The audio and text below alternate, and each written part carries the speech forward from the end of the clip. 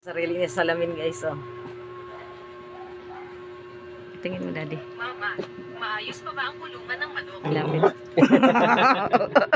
Magiging maayos pa kaysa dati.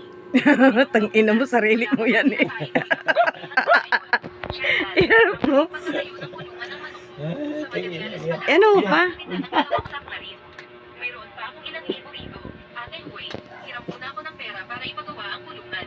Pero kapag natapos na itong itayo, paano kung maghanap na naman siya ng mga taong sisira ang susunod nito? Hindi ko na kayang lumaban Jaco. ng mag-isa.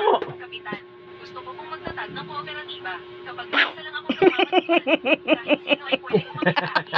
Pero ano kung Naisip niya siguro. Sino yan? Sarili mo yan. Ako ata ito. Syunga-syunga ka.